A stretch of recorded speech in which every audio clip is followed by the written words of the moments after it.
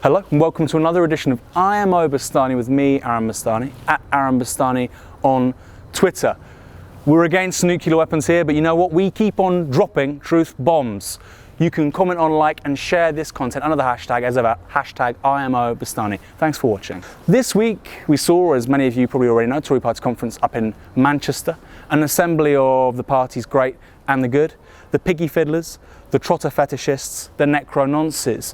They discussed many things. Their surprising, quite frankly, May general election win, the rise of Jeremy Corbyn as Labour Party leader, and the view amongst many of them, not surprisingly perhaps, that they think the party is ready for hegemony. They think they're on the way up and that Labour under Corbyn is doomed to failure. Well, as many of you will probably know, I have a gift for being incredibly blunt, so I'll be blunt. The Conservative Party is literally dying. This is an organisation which for most of its history, for most of the 20th century, has been a much bigger organisation by membership than the Labour Party. Its peak, its apogee was in the 1950s. The Conservatives, believe it or not, used to have 3 million members. Today, we know they have around 100,000. It could be less. They haven't actually filed any details in regard to membership numbers since 2013. So it's around 100,000. So it's around a quarter the size of the Labour membership.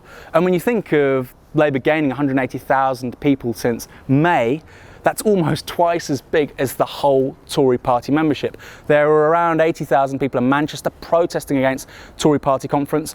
Even that figure could be bigger. We don't know, but it could be. It's around the same in any case as the entirety of the Conservative Party membership. That's an astonishing figure, to be frank. The average age of Labour Party members before May, I believe, was 53 years old. It's now 42. So the average age of the membership has gone down by 11 years and just less than 6 months, right?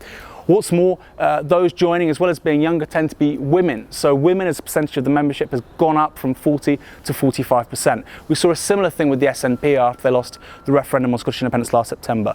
People joined in their thousands. You might remember the SNP went to above 100,000 after September last year, and they tended to be younger, they tended to be women. The same thing is now happening with the Labour Party, albeit on a much bigger scale. So the Labour Party is getting younger and it's growing. The Conservative Party is shrinking. More importantly, however, it's also getting older. Depending on who you ask, the average Tory Party member is somewhere between 59 and 68. So the average Labour Party member is 42, the average Tory could be as old as 68. Let's fast forward 5 years, go to 2020.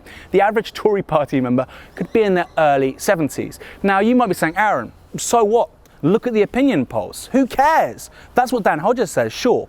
But whoever you ask who's serious in politics, members are a resource. They're a resource when you're trying to win elections on the ground. They're a resource when you need to get money. They're a resource in talking to their friends, family, colleagues, workmates, right? They spread your message for you. So where can we look at in history where we can say, you know what? Here's a big increase in turnout. Here's where a left progressive candidate won. Well, if you look at the United States between 2000 and 2008, Al Gore, 2000, he loses to George W. Maybe he should have won, but it was close in any case. 2008, Obama wins states, New Mexico, North Carolina. Democrats thought they could never win, quite frankly. So what's the difference there? Well, it's an increase in turnout by 7%, especially amongst people of colour. Something similar has to happen with Corbyn if he's to stand any chance of becoming Prime Minister, or at the very least denying the Conservative Party a majority in 2020. In addition to that, the Conservative Party is literally dying. We could have a Tory party with 50,000 members by 2020, average age 70-something, right? This is just unbelievable. The Tory party, 3 million members in 1950, would have moved to post-membership status. Is that good for democracy? Absolutely not. The big question is, can a political party with no members except old rich people form a government when it's just got the power of the city and the mainstream media behind it? Maybe it can. How sustainable is that, and how real is that consent? Well, that's up for question. A young-ish member of the Tory party, there's not many of them, right, was egged last weekend in Manchester. Some were quick to condemn, others hasty to condone. My position is this: he looked kind of weird, his friends looked kind of weird. Ancestor worship is more common in Britain than being a member of the Conservative Party. Almost anything's more common than being a young member of the Conservative Party. They were attacked by anarchists, the class war types, you know, black bloc, whatever. Now, whatever your thoughts are on those kinds of people as a subculture, they're far more normal now than young people that join the Conservative Party. The counterculture, even the most radical elements of it, are far closer to the mainstream than the next generation of the governing party. What does that mean for Britain as a democracy? I don't know, but you know what? In 10 years' time, things are going to get really interesting. So what do you think? You know what I think? British politics actually in the next 10 years could get really interesting. The party of government is about to move to post-membership status. Being a member of it is a really weird thing. Meanwhile, the Labour Party is not only moving left, but it's getting bigger and younger. Why don't you put those thoughts down on the hashtag #IamObastani, or reach out to me at Aaron Bastani or at Novara Media, at Novara Media. So global politics is fascinating right now, but British politics in particular is taking people's breath away.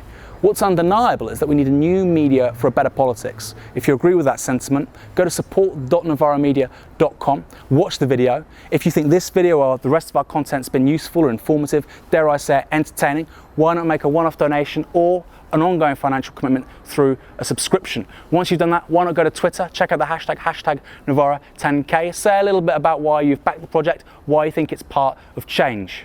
Thanks. Bye.